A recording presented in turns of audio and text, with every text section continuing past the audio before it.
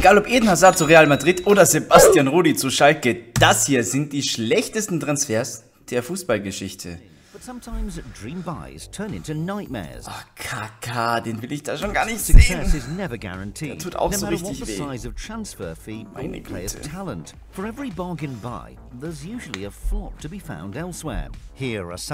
Ja, so funktioniert das Geschäft. Manchmal hast du Glück, manchmal hast du... Greifst in die Kacke rein, ne? Sagt man so schön. Meine Güte. Kaka became the most expensive player of all time when Real Madrid signed him for 67 million euros. Musst du dir denken, das ist 12, 13 Jahre her und er war einfach, oder 15, das ist einfach der teuerste Transfer für 67 Millionen. Und jetzt zahlen wir 230 Millionen für einen Spieler, also völlig irre. Das ist so schade. Was a world-class attacking midfielder, but injuries robbed him of his speed and dynamism. Pelé once described Kaka as the complete player, but sadly he wasn't that at Madrid. Bei Kaka ist es richtig, richtig schade, denn der Kerl, der war so ein feiner Fußballer, der hätte so viel Potenzial gehabt. Aber ja, du musst es halt dann auch wirklich ausschöpfen. That contributed to his dip in performance.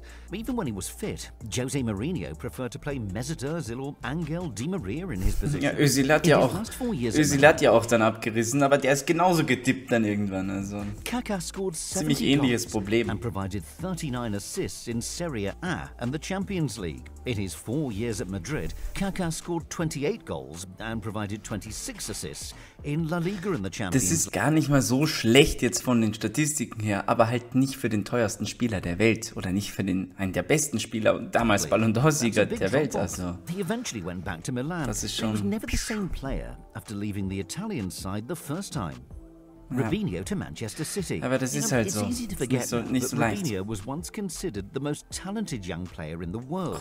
Many people thought he'd gone to dominate the game like Messi or Ronaldo have done. Ja, Robinho war dann nach dem Geld, aber der hat einfach nicht hart genug an sich gearbeitet, denke ich jetzt einfach mal. Robinho joined Manchester City from Real Madrid for 37.2 million pounds. Aber auch Ronaldinho oder die Brasilianer an sich oft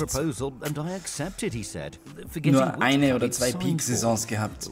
Auch Kaka. Robinho actually had a decent start at City. He scored 12 goals in his first half season there. But the Brazilian soon became more of a hindrance than a help. He wasn't a popular figure in the dressing room either, and manager Mark Hughes was annoyed with his late-night partying. Sag ich ja, Late-Night-Partying, das ist halt der Unterschied. Das macht ein Lionel Messi, das macht ein Cristiano Ronaldo nicht. Der genießt vielleicht sein Leben, aber das reicht halt nicht, um wirklich der beste Fußballer aller Zeiten zu oder einer der besten Fußballer aller Zeiten zu werden. And loaned him back to Santos before Robinho joined AC Milan in 2010. City had to write this one off as an expensive mistake. Eden Hazard to... Man muss aber dazu sagen, Robinho hat dann auch nicht mehr so wirklich durchgezogen. Also, don't get me wrong, die Karriere war okay und der hat sicher mehr Geld verdient als sehr, sehr viele und auch mehr erreicht als andere Fußballer, aber hundertprozentig zufrieden kann er auch nicht sein. In 2019, he got his wish, with Madrid paying 100 million euros to sign the Chelsea forward. He might actually have been even more expensive than that. Reports suggest the fee was more like 160 million euros. 160 Millionen oder auch 100 Millionen.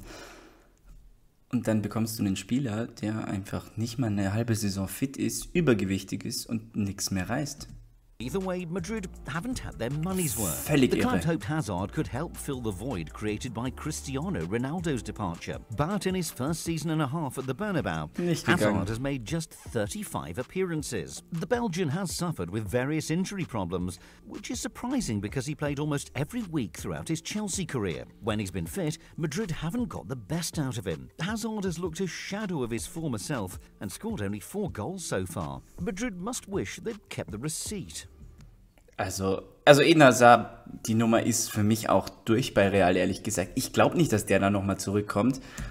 Aber er soll ja anscheinend bei Real bleiben jetzt. Also, mal gucken. Di Maria signed for Man United, the fans must have thought the good times were on their way back to Old Trafford. Louis van Gaal had replaced David Moyes as manager, and United had just signed a world-class star in Di Maria. They broke the British transfer record to buy him, spending £67.5 million.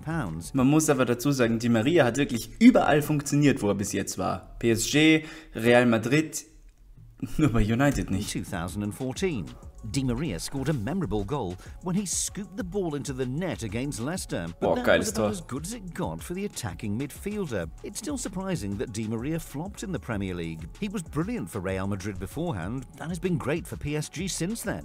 The transfer goes to show that footballers are human beings too. Ja, und es ist ein sehr schnelllebiges Geschäft. Nur weil du eine Saison gut gespielt hast, heißt das nicht, dass du in der Folgesaison oder bei einem anderen Verein einfach unglaublich gut spielst. Das ist eher die Ausnahme. Das ist einfach eine Umstellung. Ist einfach so. His wife struggled to settle in England, and the whole family was shaken up when burglars tried to break in. Das sind aber alles so Sachen, die mitspielen. Es sind halt Menschen.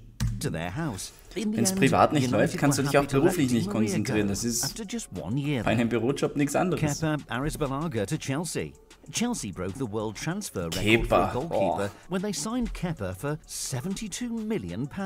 The club saw him as a long-term successor to Thibaut Courtois, who joined Real Madrid. They soon changed their mind, though. Kepa didn't do too badly at... Kepa hat, glaube ich, 90% von seinem Marktwert verloren, so gefühlt. Der war mal 80 Millionen wert, jetzt ist es 10 oder so wert. Errors began to creep into his game. He also caused a major scene at Wembley when he refused to be substituted in the League Cup final. Fabrizio Sarri wanted to bring him off before the penalty shootout, but Kepa stayed in goal.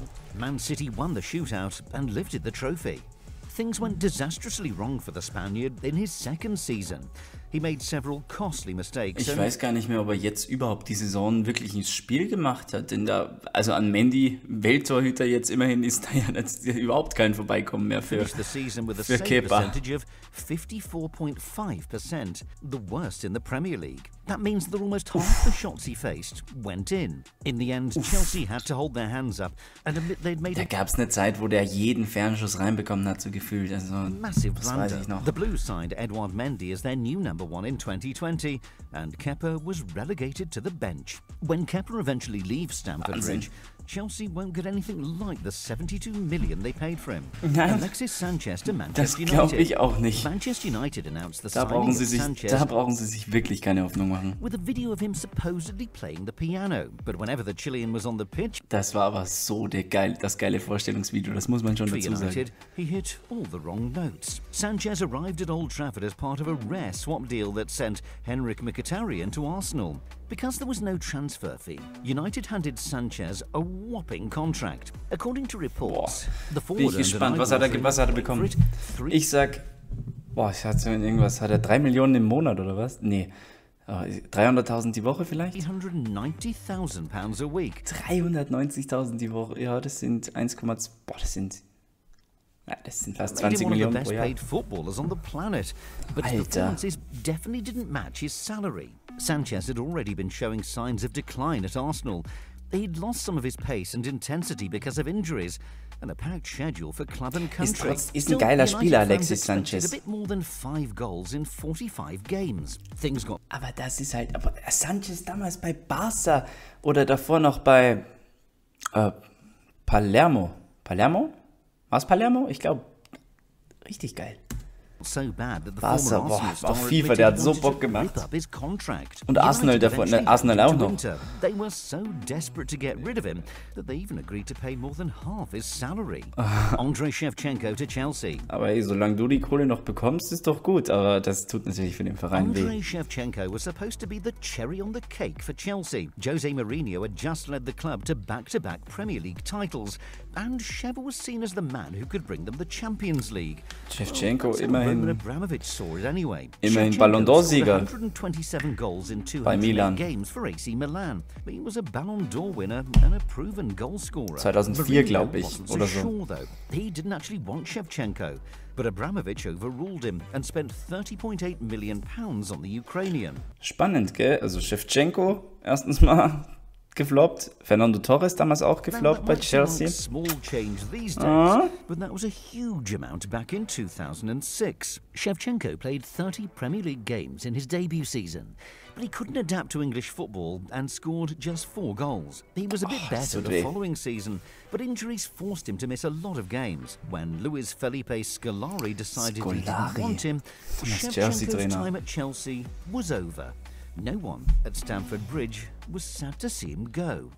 Carlos Tevez, der war ja da auch der bestbezahlte bestbezahlte Fußballer aller Zeiten. And the Chinese Super League has attracted some big-name stars in recent years. Some of those players have been successful in the Far East. Gute Kohle. Like Tevez have not. Tevez's best years were behind him when he joined Shanghai Shenhua in 2016. But he was still more than good enough to do well in China, which is a bit of a step down from Europe. Sadly, it seemed like Tevez couldn't be bothered. The striker was known for his aggression and fighting spirit at Man City, Man United and Juventus, but he didn't have the same hunger with Shenhua. Tevez scored just 4 goals in... Ist doch der 1 Jahr oder 2 Jahre rübergehen zum Geld verdienen und dann wieder zurück und chillen. Hat er dann, glaube ich, auch noch bei den Boca Juniors gespielt. Games in the Chinese Super League. He was criticized by his manager for being overweight.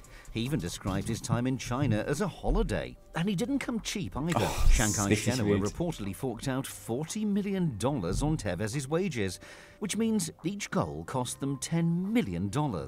Stell dich einfach mal vor, du zahlst ihm 40 Millionen Euro und der sagt, ja, das ist für mich so wie Urlaub hier. Ich chill hier nur, ich nehme es nicht ernst. Boah, da rastest du aus. Everyone remembers Chelsea signing Fernando Torres for £50 million in 2011. Andy Carroll auch einfach 44 oder so gekostet. That deal has overshadowed Liverpool paying £35 million for Andy Carroll the very same day. Torres was a big letdown at Chelsea, but at least he scored some important goals. Andy Carroll war richtig lost.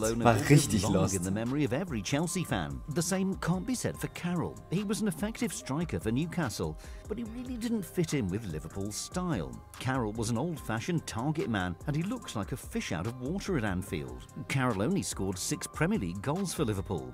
The Reds let him go after just 18 months.